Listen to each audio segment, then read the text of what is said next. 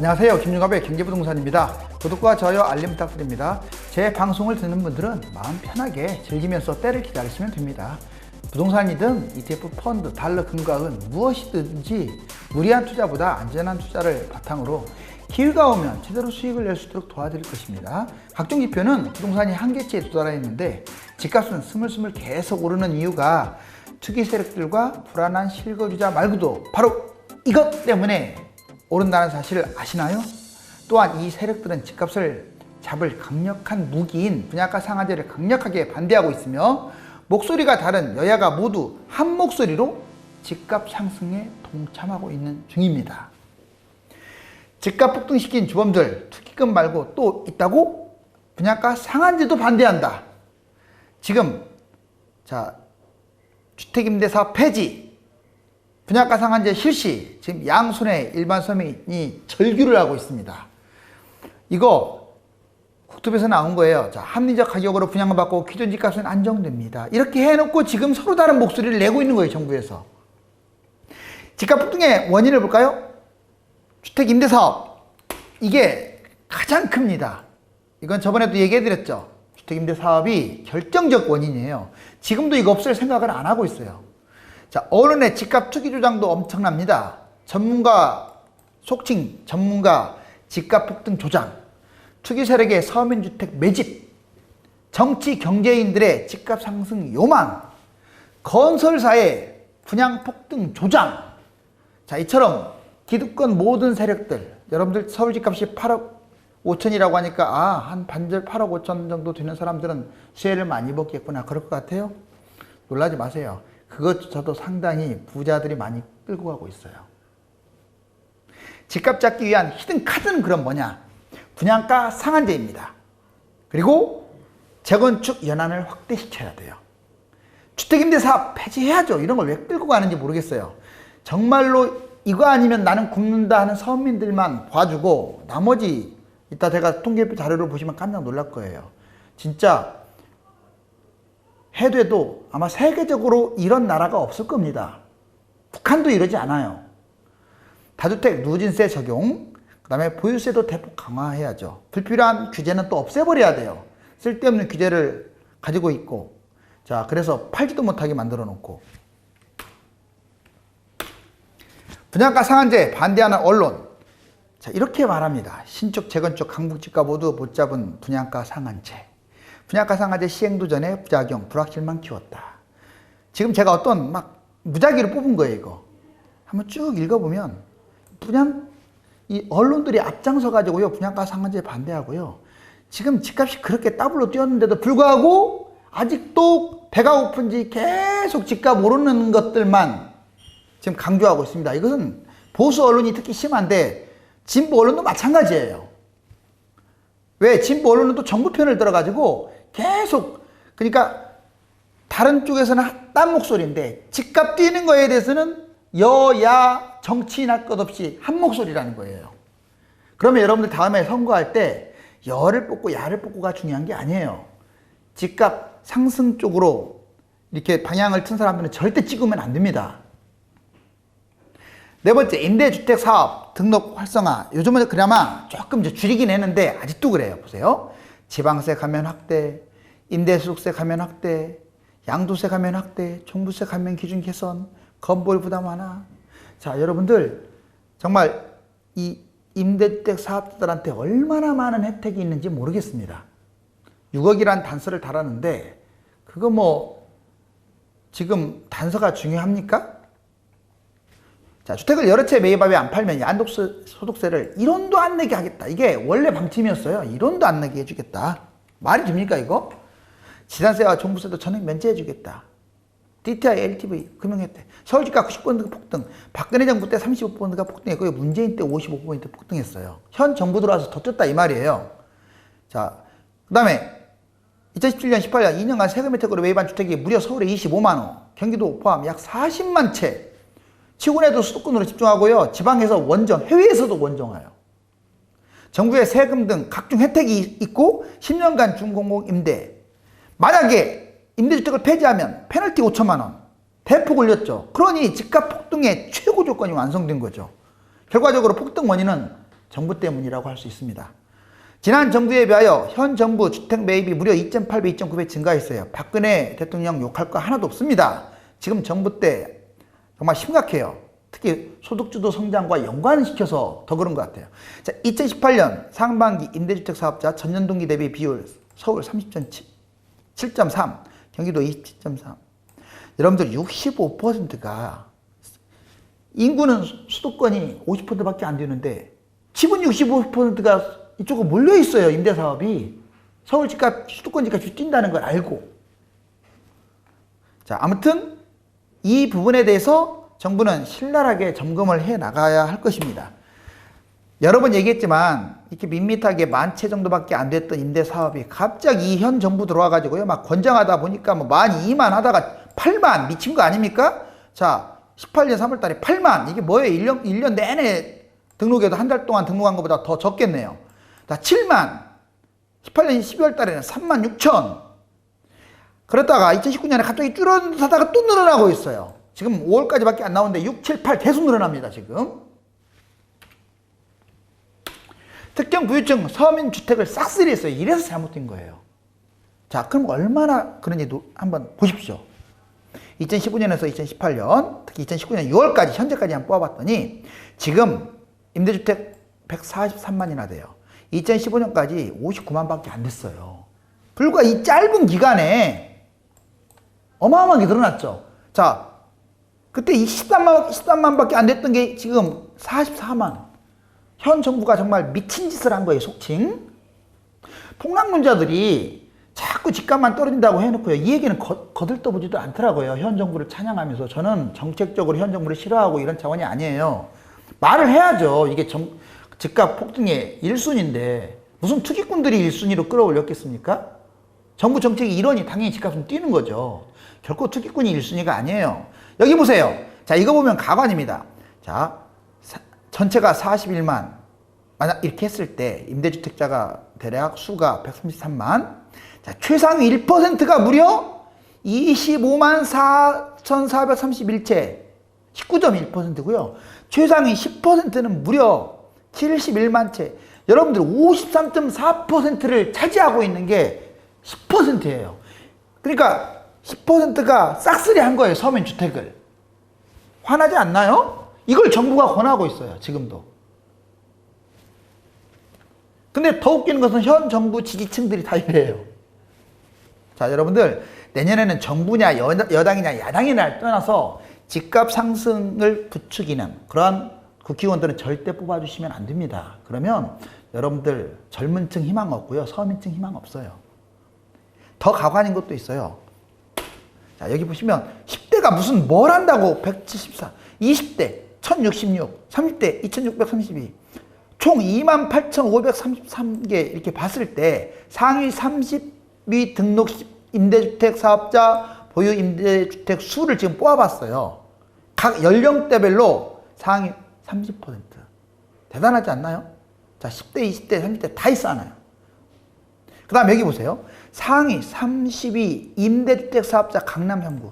뭐 강남 3구에 돈 많은 사람들이 이렇게 지금 차지하고 있는 거예요. 강남 3구 인구 얼마나 되겠어요? 우리나라 전체 합쳤을 때. 그런데 이거 보시면 어마어마하죠? 지금 연령대별로. 다 10에서 20%를 왔다 갔다 하고 있네요. 그죠? 이건 돈 많은 사람들이 쓸어 모았다는 거예요. 그런데 이걸 봐주는 정부. 왜 그럴까요?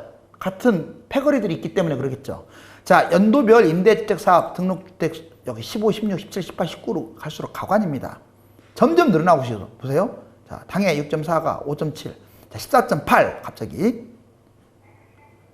이렇게 해서 뭐 20.2, 14.8 갑자기 팍팍 늘어나고 있습니다. 그러다가 지금 누적이 44%나 됐어요. 뭐 주택수도 마찬가지겠죠. 서울 자치구 상위 여기 보세요. 송파구, 강남구, 서초구, 강서구, 양천구 다 부자 동네가 휩쓸었네요. 자, 집값 하락이야 산다 해서 뽑아온 건데 보시면 무주택 자 194만입니다. 상급보다 많죠. 자, 1주택 135만. 이 두 개가 거의 압도적으로 많아요. 근데 2주택부터 보세요.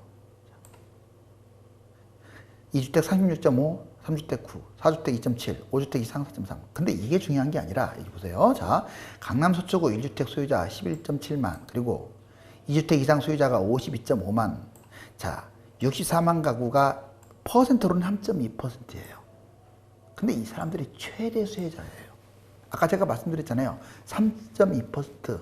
약 10%가 독식했다고 했잖아요. 독식. 그거하고 연관이 될 수 있어요. 수혜자는 6.2%밖에 안 되는데 피해자는 여러분들 서울에 살아도요. 집 갖고 있어도 상대적 피해자인 거예요. 경기도에 살고 있으면 지금 엄청난 피해자고요. 지방이나 경기도에 살고 있으면. 자, 무주택자는 말할 것도 없습니다. 피해 정도가 아니에요. 이건. 자, 문정부 출범 이후 서울 집값 상승. 제가 그랬지 않습니까? 이 한국감정원이라는 곳은요, 나중에 폐지되어야 할 것이에요. 현 정부의 나팔수입니다. 여기 보세요. 10.3%밖에 안 뛴 것처럼 말하고 있잖아요. 자, KB 18.4, 부동산 114 30.7, 실질적으로 54% 뛰었어요. 실질적으로. 그러니까 지금 두 답을 뛴 거예요. 여러분들 2013년에 비해서. 박근혜 때도 뛰었기 때문에 바로 이런 현상이 벌어진 거예요. 그런데 이렇게 속이고 있잖아요, 여러분들을. 서울 아파트 실거래가, 자, 우리나라 여러분들 아파트 이름이 됐던 동이 됐던 또는 뭐 구가 됐던 한번 두들겨 보세요. 그러면 다 이런 식의 그래프일 거예요. 어느 나라 지도하고 비슷해요. 일본하고 똑같죠. 집값이 이때 2013년에 완만하게 오르다가 문재인 정부 들어와서 팍 뛴 거예요. 일본 지도 모양입니다. 정확해요. 자, 이명박 때 마이너스 6% 떨어졌다가 박근혜 때 플러스 26, 그 다음에 서울 아파트 문재인 정부 때 54%. 자, 19년까지 뽑은 자료예요. 서울 중위권 가격과 이거 보시면 또 꼼짝 말하죠. 왜? 자, 직방에서 뽑은 자료 보면 2019년 현재 보자고요. 자, 강북과 강남으로 한번 나눠봤어요. 서울을. 강북은 지금 평균 집값이 9억 4천입니다. 강남이 9억 4천이에요. 강북은 6억입니다. 6억. 그래서 8억 7천이에요. 서울 평균 집값이. 자, 지금부터 집을 잡으면요, 무조건 양도세 30% 가까이 내야 돼요. 자, 여기 보시면 갭 투자 지금 12월까지, 작년 12월까지 나와 있는데 주로 그나마 실거주라도 했으면 모르겠는데 아까 다주택자들이 여러 집을 임대주택으로 싹쓸이 하고요. 또 일반인들은 실거주도 안 했어요. 뭐 하신 줄 아세요? 갭 투자했습니다. 여기 뭐 59.9, 뭐 60% 가까이 되잖아요. 거의 60%가 갭 투자를 했다고요. 갭 투자가 뭡니까? 나쁘게 말하면 실거주하고 전혀 관련 없는 투기잖아요. 뭐 해도 괜찮아요. 그렇지만 집값 상승기에 지나치게 이거 한 걸 정부가 오히려 방관했다라는 지금 의심을 받기 때문에 그래요. 최근 서울 새 아파트. 자, 지금 분양가 상한제 아까 제가 언론에 헤드라인 뉴스도 지금 제시해드렸지만 여기 보세요. 9.13 대책 서울 아파트 매매 전세가 주간 평균. 지금 새 아파트 좋습니다. 서울 아파트 매매 지금 보면 이 파란 거 올라가고 있죠. 계속. 근데 재건축도 뛰고 있다는 게 웃기지 않아요? 주황색? 그죠? 특히 여기 보세요. 서울 재건축 매매가 추이. 자, 지금 7월 달부터 계속 이렇게 잠깐 빠진 데다가 이제 새 아파트보다 더 뛰고 있어요. 왜? 분양가 상한제 폐지한다는 그런 엉뚱한 사람들의 말 때문에. 하반기 집값 전망과 이유. 사람들을 지금 반반이었는데 이제 상승한다 쪽이 점점 많아지고 있습니다. 최근에. 서울 지역은 공급이 부족하니까 올라갈 것이다. 정부 부동산 정책에 따른 부작용. 이게 바로 분양가 상한제 폐지라든가 이랬다 저랬다 하는 정책. 일부러 띄운 정책. 그 다음에 주택임대 사업자를 활성화하고 아직도 상류층이 다 정치, 경제, 요지에 있는 사람들하고 무관하지 않을 것 같아요. 그러니까 문제죠. 재건축, 재개발 주변 시장을 자극하니까. 그러니까 분양가 상한제를 해야죠. 자극하니까. 자, 하락 전망 이렇습니다. 정부의 분양가 상한제 홍보. 자, 지금 그래도 김현미 장관이요. 초반에 실책을 많이 했지만 특히 아까 주택임대 사업자 아직도 끌고 가고 있잖아요. 그것은 아직도 계속 대실패를 계속 끌고 가는 거라서 비판받아도 마땅합니다. 제가 보기에는. 근데 그나마 이걸 강력하게 시행하려고 하는 거예요. 분양가 상한제. 이건 잘하고 있는 거예요. 그래서 정부 이거 지금 국토교통부에서 나온 거예요. 집값 계속 올라간다. 분양가 때문에. 자, 집값 3.7배 오른 분양가. 집값 올려주기 위한 악순환을 끊어야 합니다라고 해놓고 전혀 국토교통부하고 관련 없는 사람들이 지금 이래라 저래라 하는 바람에 지금 혼선을 겪으면서 재건축이 뛰고 있는 거예요. 자, 분양가 상한제 하면 집값 떨어진다고요? 누가 그럽니까? 여기 보세요. 폐지하니까 폭등했어요. 폐지하니까. 여기 보세요. 공개하니까 분양가 상한제를 이번에 다시 실시하니까 폭락했네요. 또 여기 폐지라고 나왔잖아요. 민간 분양가. 그러니까 폭등했어요. 이번에 실시하면 보나마나 떨어져요. 이것은 볼 것도 없습니다. 자, 여기 금마아파트도 실제로 나왔네요. 민간 분양가 상한 실시하니까 폭락했잖아요. 폐지하니까 어때요? 여기 폐지라고 써있네요. 폭등했잖아요. 특히 재건축 같은 경우. 재건축이 이렇게 연관성이 큽니다. 만약에 폐지하면 또 떨어지겠죠. 얼마나 지금 뛰었는데 아직도 분양가 상한제를 갖다 유보하자는 말이 많고, 여기 보시면 분양가 상한제 실시 기간 보세요. 이 기간 동안에 물량이 적은 건 맞아요. 그렇지만 집값 많이 떨어졌잖아요. 2009년부터 계속 떨어지기 시작하고 13년까지 떨어졌잖아요. 그죠? 분양가 상한제가 아주 결정적인 역할을 한 거예요. 이때는 금융위기도 아니잖아요, 여러분들. 자, 그 다음에 또 이번에 실시하면 떨어질 건 뻔합니다. 특히 투기과열지구가 무려 여러분들 비중이 43%나 돼요. 수도권에서. 투기과열지구 아닌 곳은 57%고, 이거 뭐 조정지역 이런 차원이 아닙니다. 투기과열지구 말씀드리고 있어요. 그러면 당연히 투기과열지구만 잡아도 상당히 지금 집값이 안정화될 거예요. 자, 지금 분양가 상한제, 집값이 상승했다가 이 분양가 상한제를 기점으로 하락했다는 그림이죠. 여기도 마찬가지예요.